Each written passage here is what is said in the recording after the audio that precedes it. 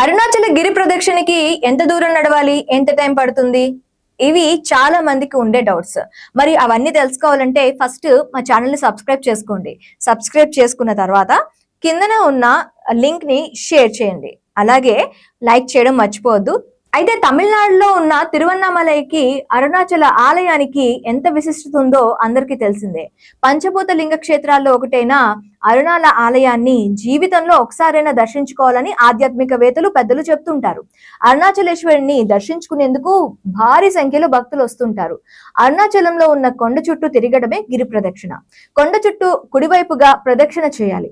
ప్రదక్షిణ చేయడం వల్ల పునర్జన్మ నుంచి విముక్తి ఉంటుందని, స్వర్గం ప్రాప్తిస్తుందనే విశ్వాసం ఉంది. ఇప్పటికీ కొందరు ఋషులు ఈ గిరిలో ధ్యానం చేస్తూ ఉంటారనే విశ్వాసం కూడా ఉంది. గిరి ప్రదక్షిణ కోసం వేసే ప్రతి అడుగు సంతోషాన్ని పెంచుతుందని రమణ మహర్షి బోధించారట. గిరి ప్రదర్శనను మహోత్తర కార్యంగా చాలా మంది భావిస్తూ ఉంటారు.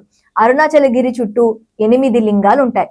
గిరి ప్రదర్శన చేస్తూ వాటిని దర్శించుకోవాలి. కొండ చుట్టూ ఇంద్రలింగం, అగ్నిలింగం, యమలింగం, నిరుతిలింగం, వరుణలింగం, వాయులింగం, కుబేరలింగం, ఈశాన్యలింగం ఉంటాయి. ప్రతి లింగానికి ప్రత్యేకమైన ప్రాముఖ్యత ఉంటుంది. అరుణాచల గిరి ప్రదర్శన పూర్తి చేసేందుకు సుమారు 14 కిలోమీటర్ల దూరం నడవాలి. గిరి ప్రదర్శనను కాలినడక పూర్తి చేసేందుకు సుమారు 3 నుంచి 4 గంటల సమయం పడుతుంది. గిరి ప్రదర్శన చేసేందుకు తెల్లవారుజామున 4 నుంచి అలాగే సాయంత్రం 4 వరకు సమయం చాలా బాగుంటుందని అక్కడి వారు చెప్తూ ఉంటారు.